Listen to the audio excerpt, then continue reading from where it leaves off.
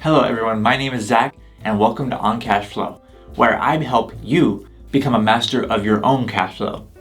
Now let's get started. The first thing that we need to do is define what a success rate is. When it comes to financial independence, what is success? Typically what you're going to see is when we're talking about a success rate and financial independence, it basically means when you reach the end of your goal, your financial independence goal in years, is there money left over in your portfolio? Or has your portfolio gone to zero or below? If your portfolio has gone to zero or below, that would be a failure. If your portfolio has at least 0.01 cents left in it, then that would be a portfolio success. So whenever you hear, percentage amount of success rate, that's basically what it means. Your personal definition of success when it comes to the end of your early retirement might be something different. You might want to have more than $1 left in your portfolio. But technically that is what success rate means. So when we're talking about success rate, if I say a 95% success rate, that means that 5% of the time the portfolio at the end of that period, based on historical data, is going to be $0 or less in value. And I think that the best way to illustrate the success rate is to actually show you with a really cool FIRE calculator. And one of my favorite FIRE calculators, there's lots of them out there and I kind of actually love all of them, but one of my favorite ones is known as F.I.R.E Sim. Okay, so that is one of my favorite ones for running some FIRE numbers here. And so I'm actually going to use this calculator right now and show you success rate using pretty much my actual data, like my actual FIRE goal, my actual net worth, approximately. And so we're going to show you right now on F.I.R.E Sim. Today my current age is 27. Let's say that I'm planning for a 60-year financial independence journey. So that means I would expect to live until I'm 87 years old. So that is a 60-year time period that I'm going to be planning for my financial independence. Well, I'm going to enter in FIRE Sim age 27, which is 2021, and age 87, which is 60 years from now, which is 2081. And then I'm going to use my starting portfolio value. So right now, my portfolio of my investments is around $610,000. So that's currently what I have in invested assets. Now that's not my net worth, but that's approximately what I have right now at this point in time in about index funds. So that's what my FIRE number is going to be based off of. And if we use the standard, rule of thumb of 4%, then that's going to give me about $24,400 of annual spending.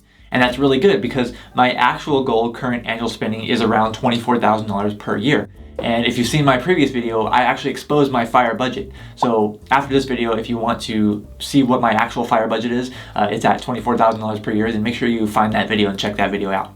But otherwise, if I'm using the 4% rule with $610,000 of assets, that means I'm going to have $24,400 approximately per year of spending.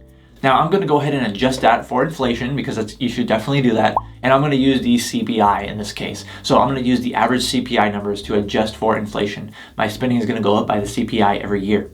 And then when it comes to my portfolio, this is actually what I'm invested in. So I'm actually 100% equities. I don't have any money in bonds currently. And so this is what I'm going to use in the FIRE Sim. My average expense ratio, I've actually calculated it out for you. So let me throw that up on the screen for you.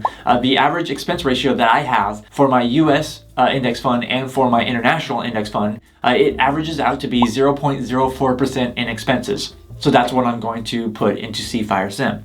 Next, FIRE Sim actually will allow you to account for Social Security. And while I definitely think I will get some kind of Social Security, I don't think it's going to completely be eliminated in the future. I'm going to put no future Social Security into my calculations. Let's see what happens. So with FIRE Sim, 4% withdrawal rule, it seems that my success rate is 94.44%. And the median terminal value of my portfolio is about $8.45 million.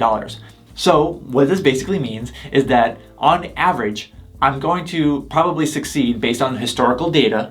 I'm probably going to have a 94% chance of succeeding. There's a 6% chance that my portfolio is going to run out before I reach that age, assuming all of those other previous factors. And once that 60 years is up, on average, the median, so 50% is more and 50% is less, the median expected value of my ending portfolio is actually going to be $8.45 million. Now it's going to have a lot less of a spending power than it does today, but still, it's nowhere close to zero, right? So even though success is determined as more than zero, more than likely I'm going to end up somewhere around $8.45 million in an ending portfolio value. And that is pretty cool. Now the big question here is, using the 4% rule and all these assumed things right here, is 94%, is that acceptable? Is that an acceptable success rate? Now, if you want to get to 100% chance of success, based on historical data, there is one little secret that doctors hate. No, I'm just kidding. That's like one of those little clickbait titles. But there is one little secret. And the secret to getting 100% success is to hit the like button on this video. Now, how's that for you?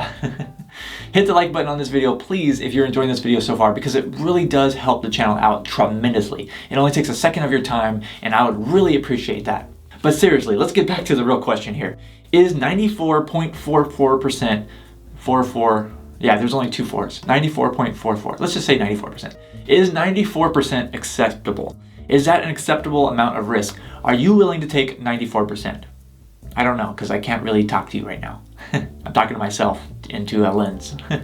Okay, but in my opinion, I would say yes. I think that 94% in this case is very acceptable. Here's why. When it comes to my financial independence journey, and very, very most likely yours as well, you're going to earn a little bit more money in that 60-year period. I'm not saying you're going to be earning hundreds of thousands of dollars per year for the 60-year period, but you're going to probably earn more than $0 per year during that period, because if you're someone on the path of financial independence, if you're really driven like that, then odds are you're going to earn at least some money. Maybe even by accident, right? It might be by accident, or it might be, doing a passion project, whatever it may be, but you're gonna earn some money. Realistically, you're not going to withdraw 4% of your assets every single year, or at least of that starting value. Realistically, you're probably going to withdraw a little bit less than that, because you're probably going to make a few extra $100, maybe a few extra $1,000 per year. And that is personally what my plan is. I do plan on not using the 4% rule. I plan on withdrawing closer to 3% or less of my portfolio. And that just depends on what my income is going to be. So I have decided to pursue On Cashflow, this YouTube channel, as a way to make a little bit of extra money, but also while pursuing something that I am very passionate about, and learning more about financial independence and helping others achieve it as well. There might be a similar story to you as well. You're probably going to withdraw less than 4%, your starting value. Additionally, another thing that I do want to point out is that when we're adjusting our spending upwards, we are using the CPI, the Consumer Price Index. And this is something that I have always thought about for a long time, but if you're on the path to financial independence, you're probably generally, pretty frugal. I'm not saying you have to be the cheapest guy like I am, but you're probably, pretty conscious about your spending. You're probably not very wasteful. So what that indicates to me is that this Consumer Price Index probably doesn't apply to us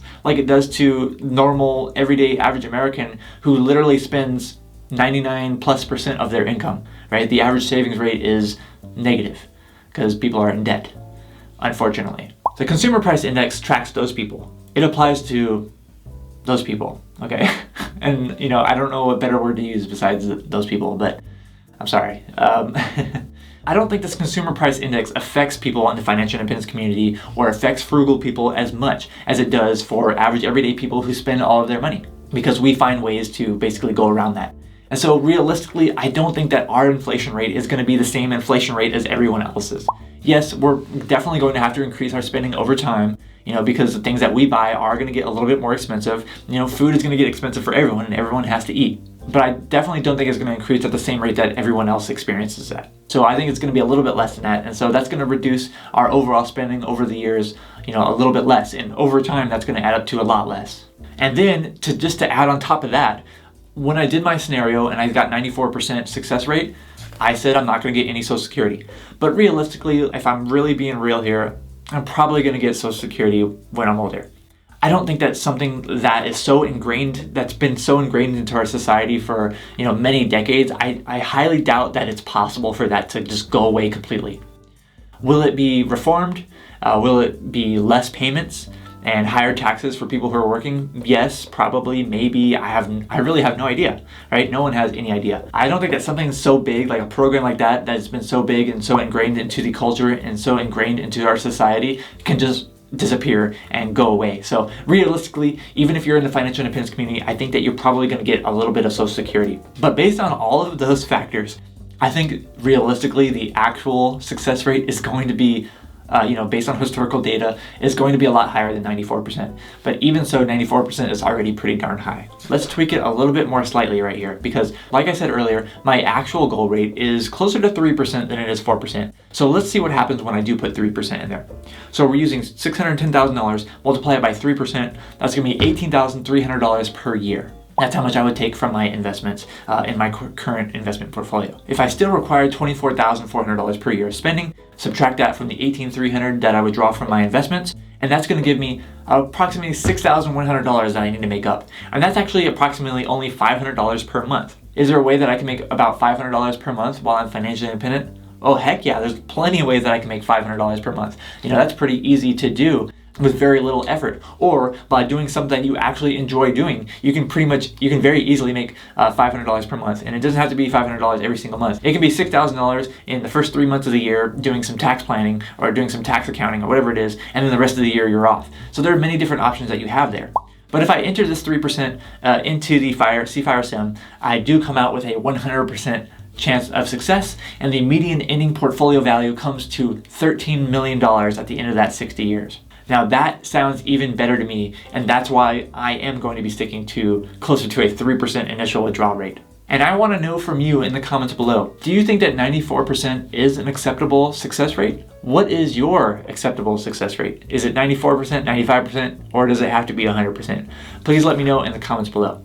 And then once you leave that comment below, you should probably check out another video that I created. It's actually a little bit older, but I created it a while back, and it's about the Trinity study. So this is the study that was done back in the 90s that basically talked about the 4% rule for one of the first times that it was talked about. So if you're interested in hearing more about the Trinity study and the origin of the 4% withdrawal rule, then definitely check out that video.